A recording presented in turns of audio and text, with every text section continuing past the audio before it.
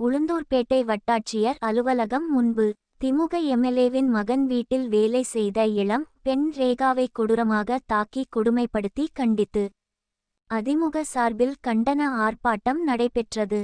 கள்ளக்குறிச்சி மாவட்டம் உளுந்தூர்பேட்டை அருகே உள்ள திருநரங்குன்றம் கிராமத்தைச் சேர்ந்தவர் வீரமணி செல்வி என்பவரின் மகள் ரேகா வயது 18 என்ற இளம் பெண் அரசு மேல்நிலைப்பள்ளியில் 12 வகுப்பு தேர்ச்சி பெற்று மேல் படிக்க வசதி இல்லாததால் குடும்ப கஷ்ட சூழ்நிலை காரணமாக சென்னை பல்லாவரம் தொகுதியின் திமுக எம்எல்ஏவான கருணாநிதி அவர்களின் மகன் ஆண்டோ மதிவாணன் என்பவர் வீட்டில் கடந்த 87 மாத காலமாக வீட்டு வேலை செய்து வந்த பட்டியலின பெண் ரேகாவை எம்எல்ஏவின் மகன் ஆண்டோ மதிவாணனும் அவரது மருமகள் மெர்லினாவும் சேர்ந்து அடித்து துன்புறுத்தி உடலின் பல இடங்களில் சூடு வைத்து கொடுமைப்படுத்தியது தொடர்பாக இன்று உளுந்தூர்பேட்டை வட்டாட்சியர் அலுவலகம் எதிரே அதிமுக சார்பில் கண்டன ஆர்ப்பாட்டம் நடைபெற்றது.